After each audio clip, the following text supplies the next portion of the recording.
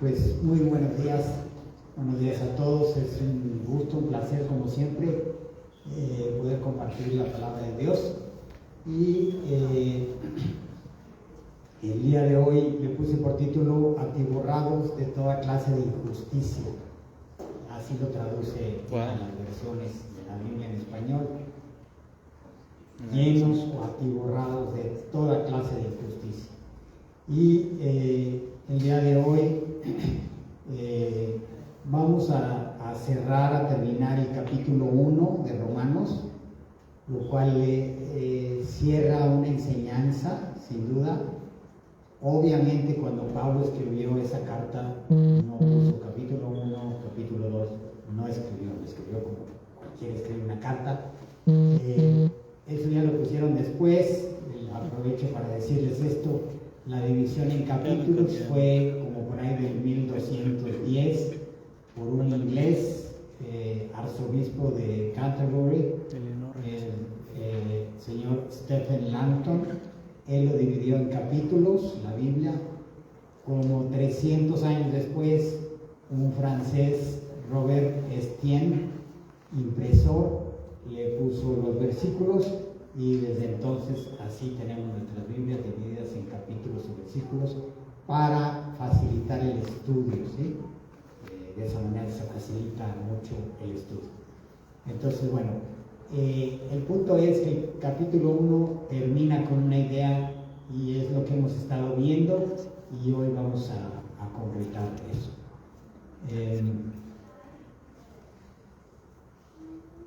Y dice así, voy a repasar un poquito rápido para que agarremos otra vez el contexto.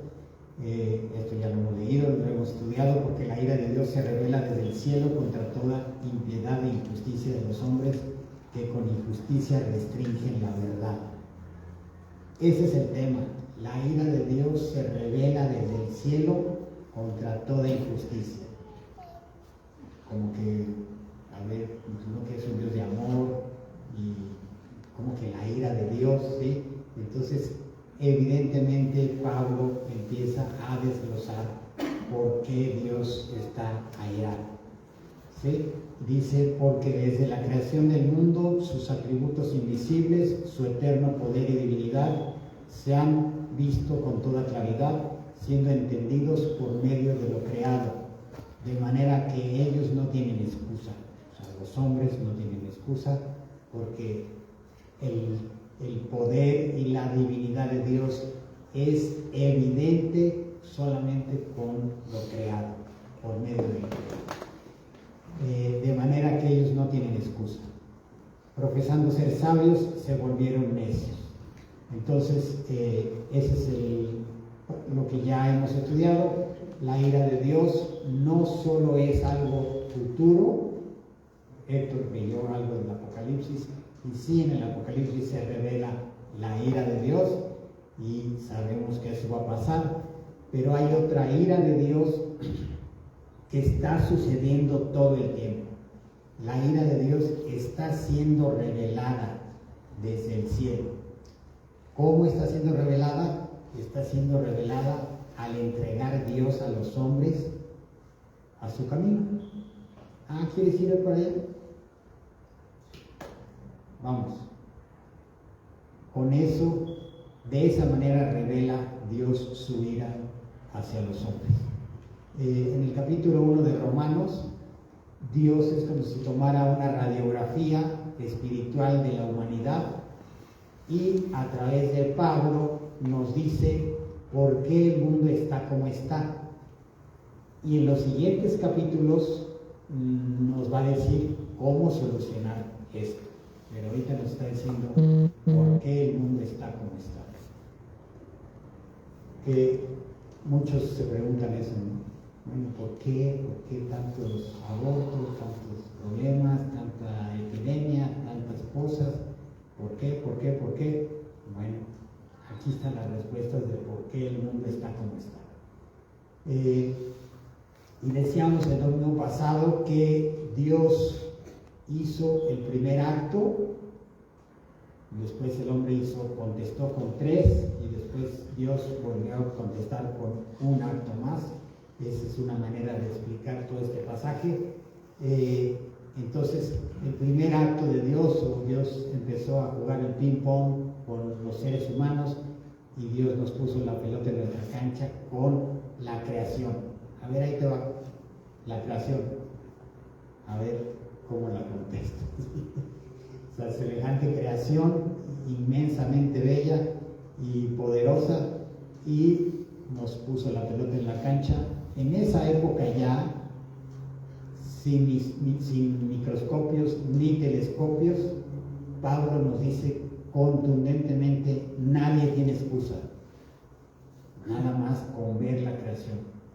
Sí, Dios dice, no tienes excusa, nada más ve la creación. Y eso que no tienes telescopio, ni microscopio, ni nada, pero vela.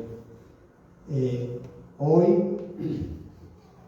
no sé si saben, pero ahorita les voy a poner una foto. La humanidad lanzó un telescopio al espacio, el James Webb. Fue mandado prácticamente por toda Europa, más Estados Unidos y Canadá. Todos cooperaron y mandaron un tremendo telescopio. Y pues ya está ahí tomando fotos y nos consta, podemos ver que lo que Dios creó no solo es funcional, sino también es hermoso, porque pudo haber hecho todo funcional pero sin que fuera hermoso.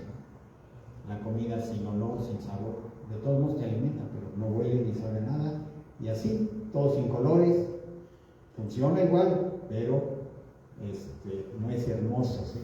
Entonces, y no solo eso, sino que también sustenta la creación. Aquí está, este es el telescopio James Webb, ahí se los presento para los que no lo conocían, y esa es una de las fotos que está mandando, parecen fotos, parecen pinturas, la nebulosa Carina a 7600 años luz. Es una de las, es como la guardería estelar, ahí nacen las estrellas de una manera impresionante. Ahí está el cúmulo de galaxias, a la izquierda el Hubble telescopio, ahora con el James Webb la misma, pero se ve mucho más llena de estrellas y de galaxias. Entonces eso es lo que seguimos descubriendo. Y ahí está la ubicación donde está la estrellita amarilla, es donde está ubicado el telescopio, y es en una posición muy estratégica, descubierta por un francés desde el año 1700. Él dijo que si quieres observar el universo, ahí hay que poner un telescopio, y ahí lo pusieron. Entonces, bueno, el punto es que ahora ya con telescopios pues se ve más claramente todo esto que dice el pasaje, ¿sí? Es inmenso, y bueno, no les muestro lo de los microscopios, pero es lo mismo. El hombre ahora ya ve el DNA y ve todo, y es impresionante. Continúa diciendo, porque ellos cambiaron la verdad de Dios por la mentira y adoraron y sirvieron a la criatura en lugar del Creador. Por esto Dios los entregó a pasiones vergonzosas, hasta sus mujeres cambiaron las relaciones naturales por las que van en contra de la naturaleza.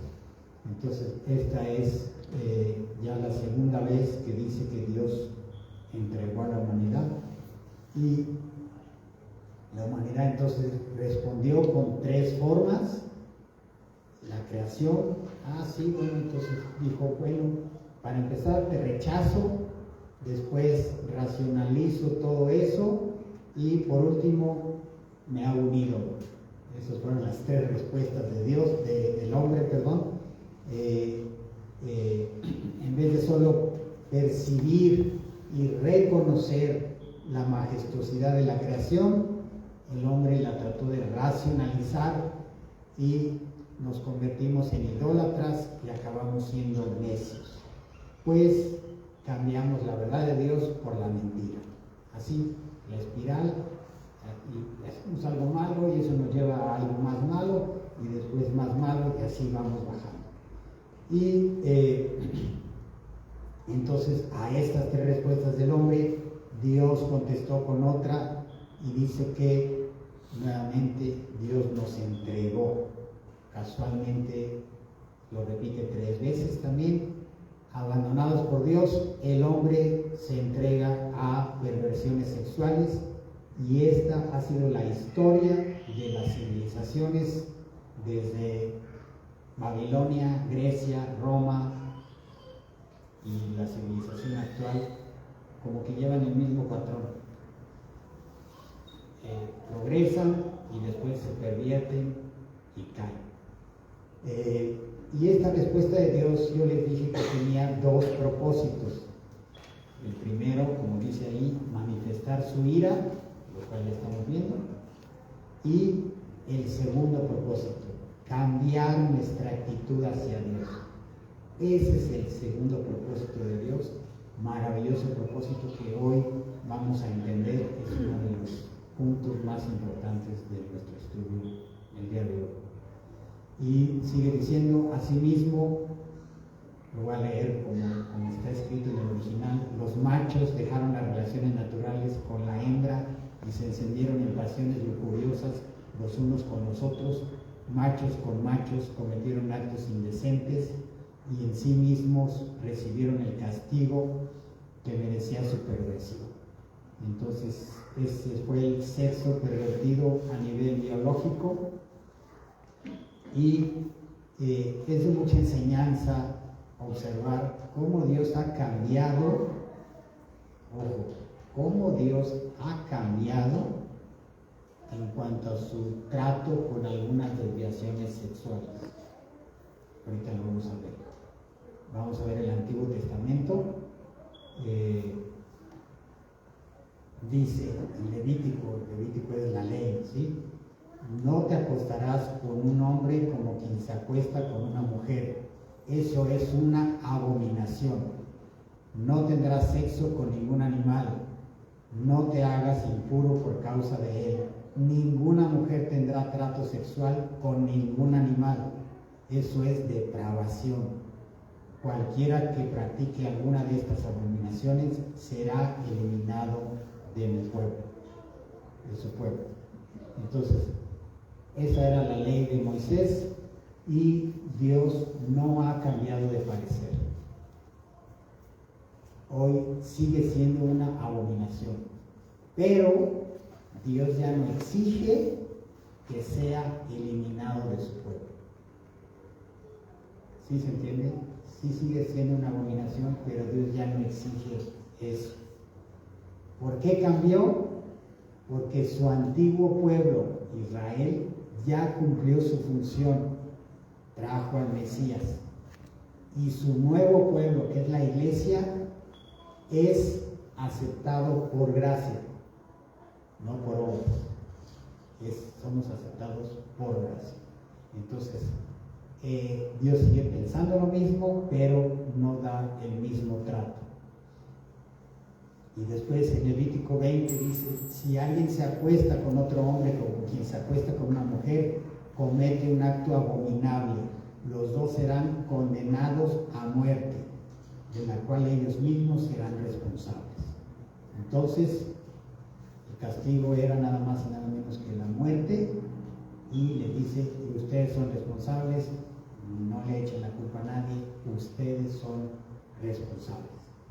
La intención de esas leyes fue mantener un pueblo santo donde después de muchas generaciones pudiera venir el Mesías. Si ese pueblo en sus orígenes se corrompía, pues posiblemente ya no venía nadie, no hubiera nacido José ni María, y menos hubiera venido Jesucristo, porque ya se hubiera perdido el pueblo de Dios.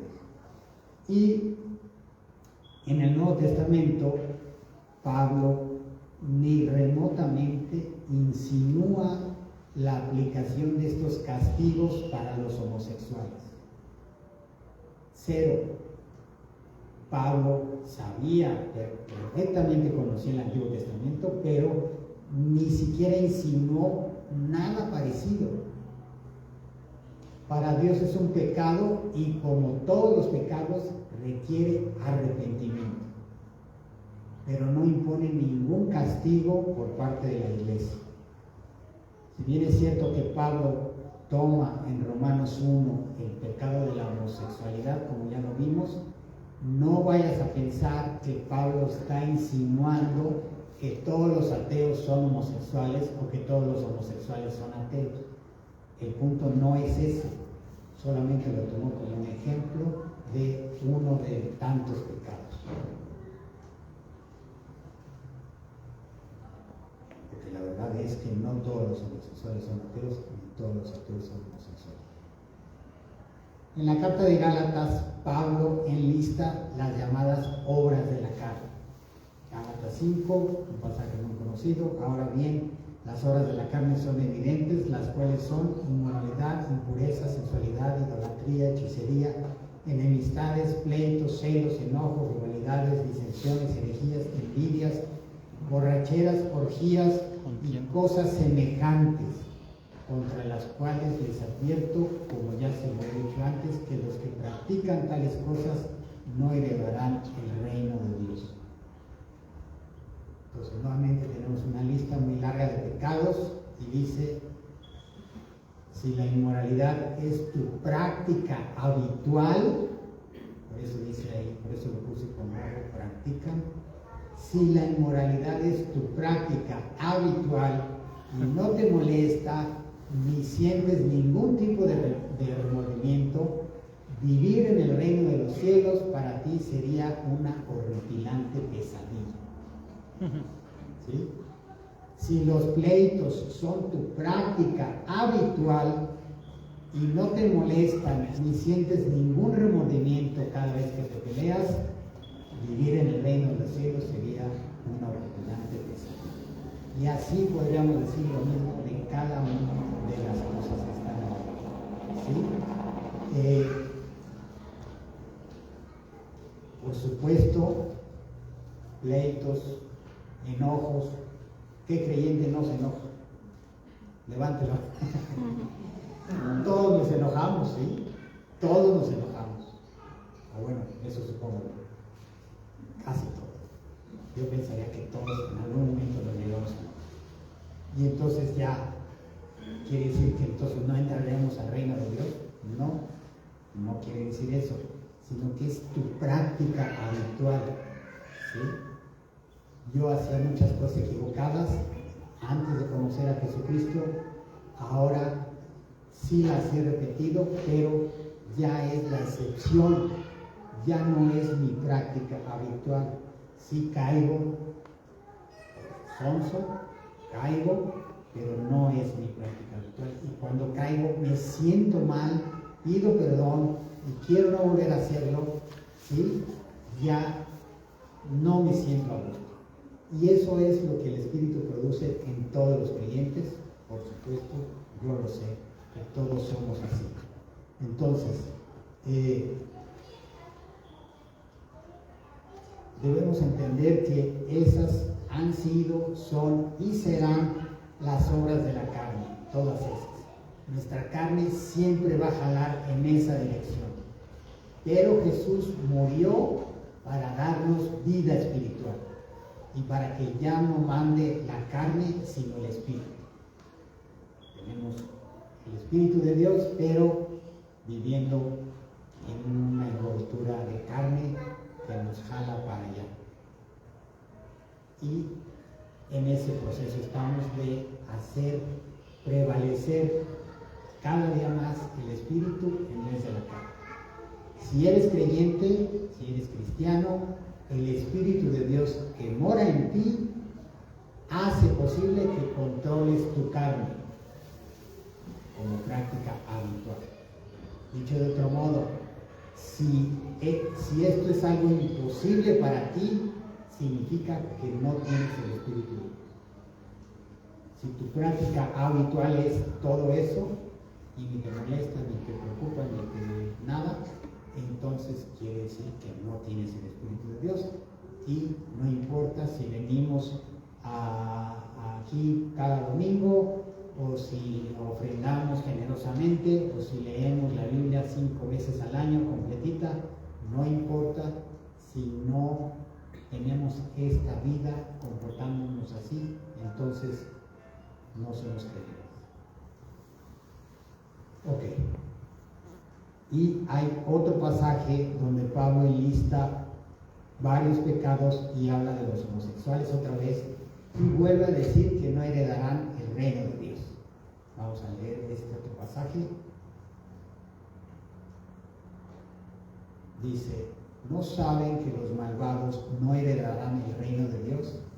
No se dejen engañar, ni los fornicarios, ni los idólatras, ni los adúlteros, ni los sodomitas, ni los pervertidos sexuales, ni los ladrones, ni los avaros, ni los borrachos, ni los calumniadores, ni los estafadores heredarán el reino de Dios.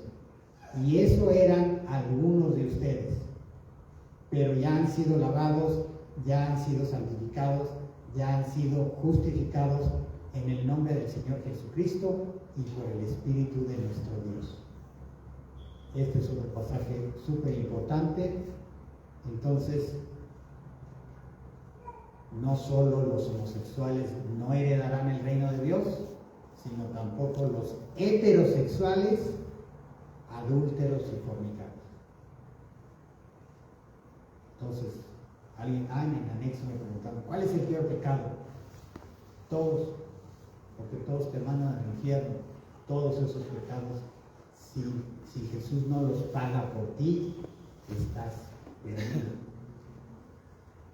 Entonces, los heterosexuales tampoco entrarán si practican el adulterio y la fornicación, pero tampoco los ladrones, y tampoco los avaros, y los borrachos, y los calumniadores, y los estafadores.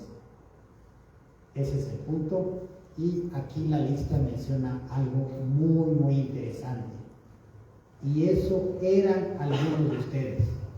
Pero, el gran pero, ya han sido lavados, santificados y justificados por el Espíritu de nuestro Dios. O sea, hubo un día en donde dijiste, ya me rindo, Dios, no puedo ni con mi vida, ni con mis pecados, ya me tienen hasta el copete, estoy harto de fallar, le fallo a mi esposa, le fallo a mis hijos, le fallo a mi trabajo, me fallo a mí mismo, ya no puedo, me rindo. Quiero que entres a vivir, que tu Espíritu entre a mi vida y me controle. Y ese es el día en donde somos justificados. Entonces, yo les preguntaría, ¿no es maravilloso? Eso eran algunos, pero el poder del Espíritu los transformó. Dios salva a ese tipo de personas como salva a cualquier otro pecador. Pablo ni siquiera insinúa que los cristianos debemos despreciar o ser intolerantes con los homosexuales. Dios trata la homosexualidad como a todos los demás pecados. Ningún cristiano debe ser homofóbico. Les compartí que me ha tocado escuchar la confesión de 2 creyentes que se acercaron conmigo, cada uno obviamente por su lado, y me compartieron que batallaban con este pecado. Con uno de ellos en especial, Dios me dio la oportunidad de trabajar un tiempo y solo hubo y hay aprecio y respeto mutuo. No hay homofobia de mi parte y él no se siente humillado, nada por el estilo. Yo ya lo hice, si lo pude hacer, y cualquier cristiano lo debemos de poder hacer. Los cristianos estamos llamados a amar al prójimo sin excepción. Si es adúltero, si es fornicario, si es homosexual, hay que amarlo, hay que predicarle el evangelio y que se arrepienta, porque sí es un pecado. Eso sí, sí es un pecado, pero como todo pecado, la solución es el arrepentimiento.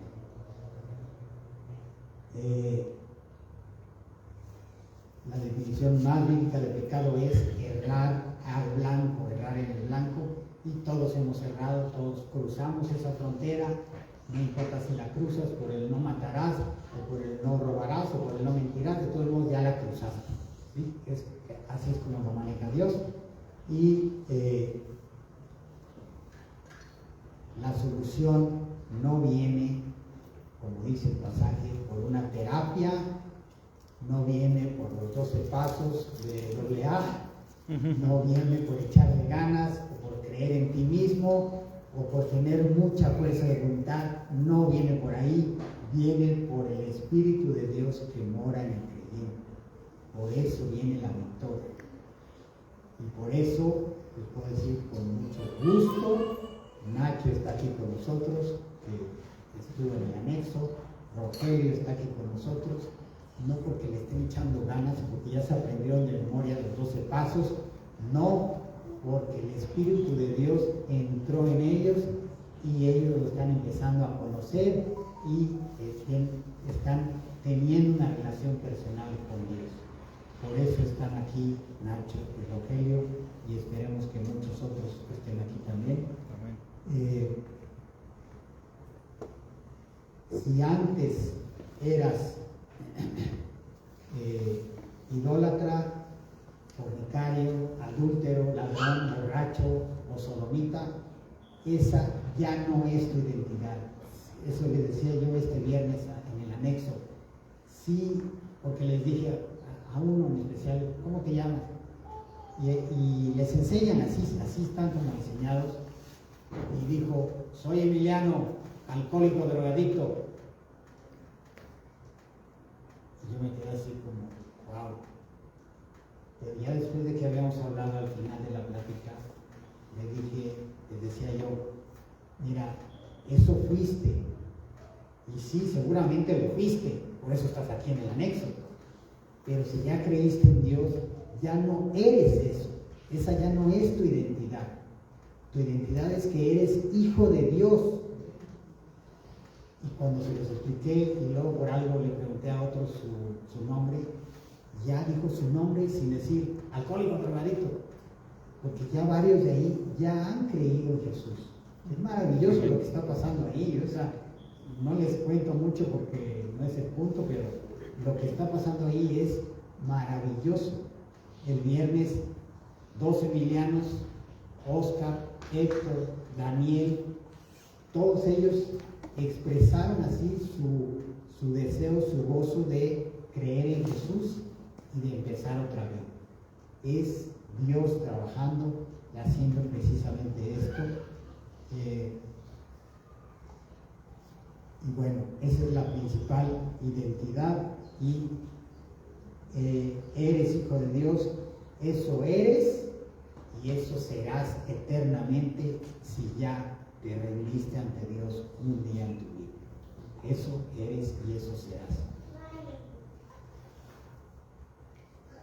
Continúa diciendo, y como ellos no quisieron tener en cuenta a Dios, Dios los entregó a una mente depravada para hacer cosas que no convienen.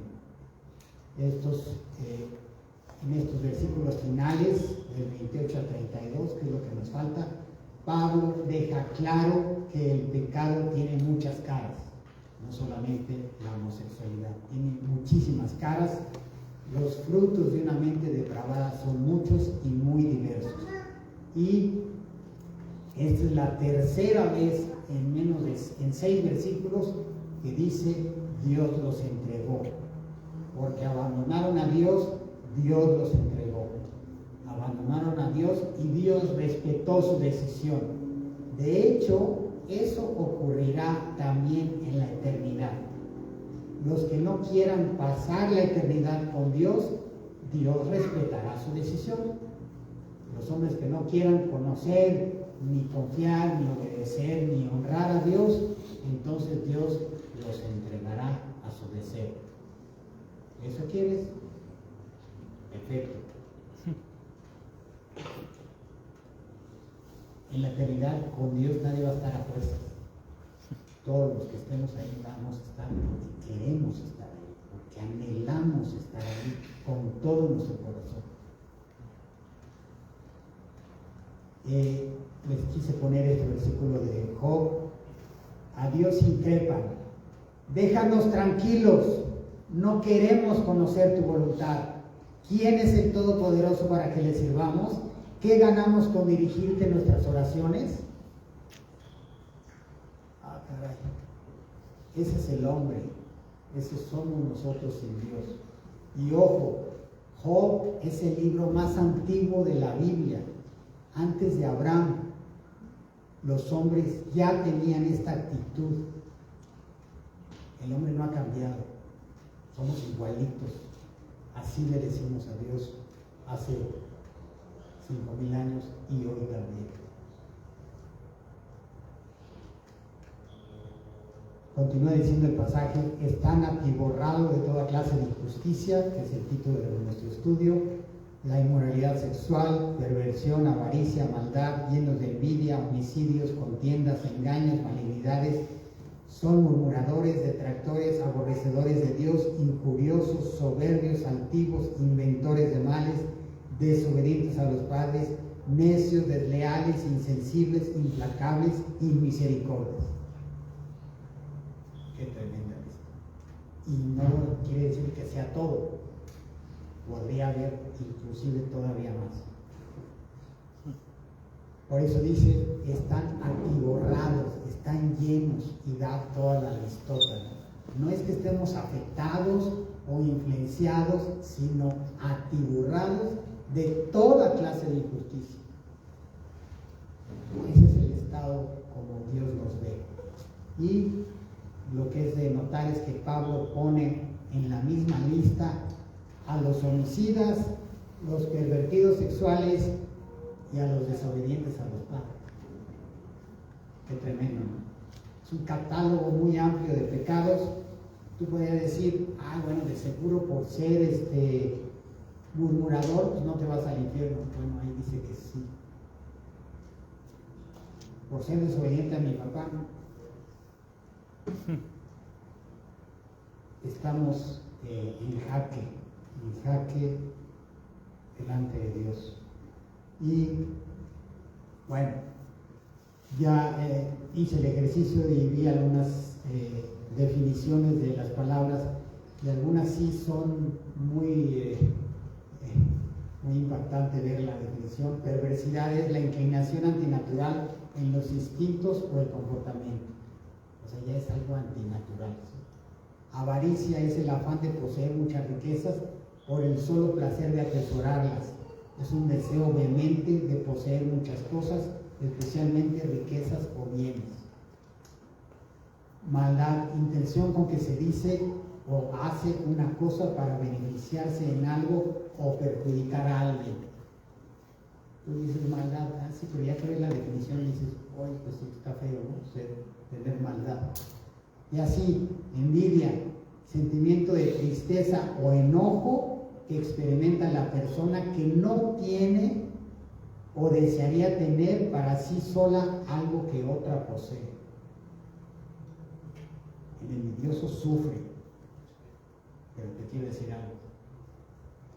La persona que, o sea, si a ti te envidia, tú también sufres. Un envidioso que te envidia a ti, él sufre, pero tú también. Y me consta. Bueno, entonces esta es una descripción muy realista y fría del hombre sin Dios. Basta con leer el periódico o escuchar las noticias y así es el asunto. El pecado sexual, la violación, la perversión, el homicidio, el engaño, son conductas delictivas. Las leyes humanas las castigan. Si tú cometes violación, perversión sexual, homicidio, te vas al bote. Tenemos leyes también contra la calumnia. Tenemos leyes también contra la delincuencia juvenil, ¿sí? Desobedientes a los padres. Esto es una muestra contundente de que el hombre sabe bien que estas cosas están mal. Y otras de la lista son muy difíciles de poner en leyes humanas. ¿Cómo no puedes meter al bote a alguien que es necio o que no tiene misericordia o que odia a Dios, vamos al bote porque odias a Dios. No, eso no se puede. Por eso hay muchas que las leyes humanas no pueden ni siquiera castigar. Pero nuestra conciencia sabe muy bien la diferencia entre lo bueno y lo malo. Y te pido que escuches a Dios hasta el final y compruebes que su objetivo no es que te desmarques. Ese no es el objetivo de la lista. Y que digas, pero yo no soy gay, yo no soy corrupto, yo amo a mi pareja, pago mis impuestos y no soy tan malo. No se imaginan cuánta gente me ha dicho eso. No, yo no soy tan malo, no he matado a nadie, obviamente, ¿sí? Pero, a ver, toda la lista. Entonces, ese no es el objetivo de Dios. Dios no te está acusando de todos estos pecados. De hecho, nunca nadie ha cometido todos los pecados de los que es capaz. Pero la maldad está ahí. Aun cuando no se materialice en pecados concretos, ahí está la maldad. Jesús pagó cada uno de nuestros pecados y también murió para librarnos de nuestra maldad. ¿Sí? Pecados que ya cometimos, Jesús los pagó. Pero la maldad que tenemos y que no ha cometido otros pecados, esa también Jesús nos libra de esa maldad para que ya no sigamos cometiendo pecados. Jesús resolvió todo en la cruz realmente. Dice, y aunque sabe bien el juicio de Dios en cuanto a que los que practican tales cosas son dignos de muerte, no solo las hacen, sino que también se regodean en los que las practican. Esto es como el tiro de gracia. Pecar está mal, ¿sí? Pero sentarte y deleitarte en las perversiones de otros que pecan, eso está peor. Si tú mismo pecas, podrías decir, bueno, no me aguanté la tentación, me venció la carne y pequé. Pero cuando puedes sentarte y deleitarte en el pecado de los demás, eso ya es otra cosa. Eso sí ya está medio enfermizo. Y sin embargo, todos sabemos, todos, que los productores de cine son tan hábiles, pero tan extremadamente hábiles, que acabamos poniéndonos de parte de los que matan, de los que adulteran, de los que engañan y de los que roban, y tú quieres que él le salga su plan, porque el cine está muy bien hecho. Y así acabamos estando de parte de esas personas. Y hasta nos parece interesante y entretenido, ¿no?, ver cómo salió victorioso el tranza, abusador y iracundo. Bueno, Dios sabe las consecuencias de su abandono, sabe que al no estar Él, quedaremos en las garras de nuestra maldad. Nos deja ahí, pero por otro lado, nos hace llegar el Evangelio. Este es el final maravilloso del pasaje. Y dice, les puse este versículo que es muy ejemplificativo: el Señor herirá a los egipcios con una plaga, y aún hiriéndolos, los sanará. Ellos se volverán al Señor, y Él responderá a sus ruegos y los sanará. ¡Qué maravilla!